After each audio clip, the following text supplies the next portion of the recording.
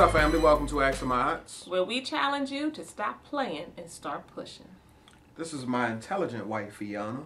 And this is my delicious husband. Delicious? You say. I'm delicious? You delicious, baby. Okay. You are. All right, y'all. Welcome to Ask the Ma'ats. Who are the Ma'ats? We be the Ma'ats. What do? We give you our opinions. We give you our advice. We answer your questions. And we always keep it 100% real.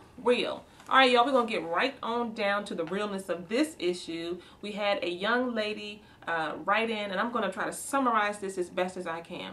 She talks about the fact that she is feeling left out in her marriage. She's got issues, mother-in-law issues to be exact. And she says that this has been going on for a long time.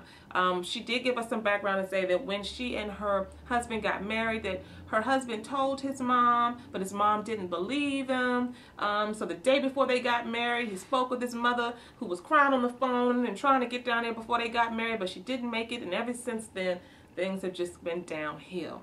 That's a real rocky way to start a marriage. And marriage is never just two people coming together. It's two families coming together, right?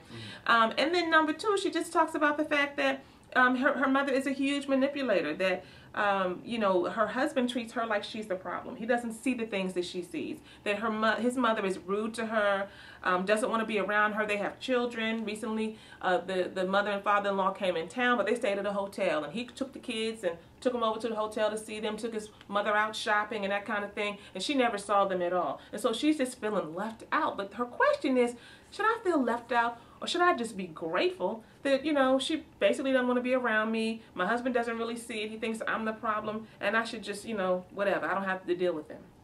Should I just be grateful that, you know, we'll just keep our little separate lives going on? You know, and so the bottom line here, she says the bottom line is that his mom is the problem. She says she is very rude and a huge manipulator. But they don't see that. They think I'm the problem. Well, I want you to listen very closely, my dear, and I want you to understand this and take this into every part of your being. Your mother-in-law is not the problem. She is a result of an underlying issue. You are not the problem. You are the result of an underlying issue. What is that underlying issue, husband? I think the Who is it? Who is it? Let's just put it. Who is it? Who is the underlying issue? The underlying issue is who?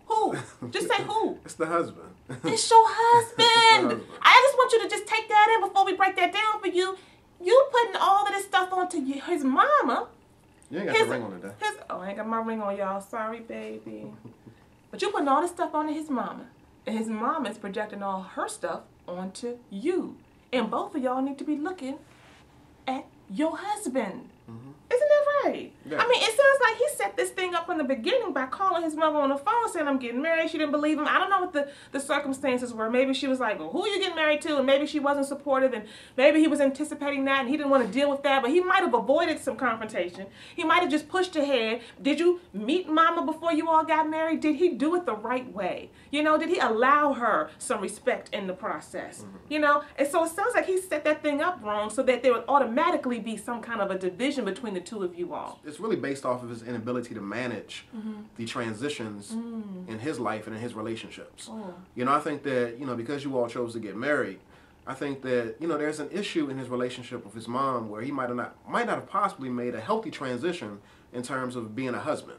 You know, to some degree he might still be attached to his mom, trying to cater to his mom, how his mom feels, and that's an unhealthy relationship right there, because now you're number one. You're supposed to be number one in his life, and he needs to make sure that his mom knows and understands that. So it's his responsibility to tell her that my wife is number one. And I would like to see a better relationship between you and my wife, and I'm going to be the one who's actually going to foster that and force that into fruition. So let me just touch on that first question that you asked about, should you be grateful? To be left out. Yeah, I'm really not feeling that right there, because, I mean, you all decided to get married, so not only are you marrying your husband, but you're also marrying his family. So it's really not an option to, like, just be left out and be grateful about that. No, you shouldn't.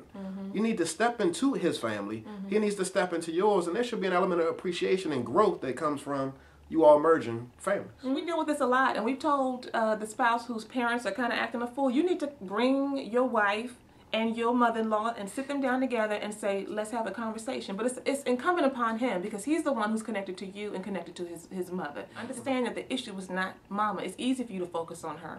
But the real issue is the relationship between you and your husband, and what he has failed to do to make sure that he represents his household and represents you. So if you focus on what he can do to make you feel better, what you would like to see, and how he can represent that, and how you all can do that together, then you hold him accountable. The husband's responsible for setting the tone of you all's relationship, Yes. not only to his extended family, but also to the world.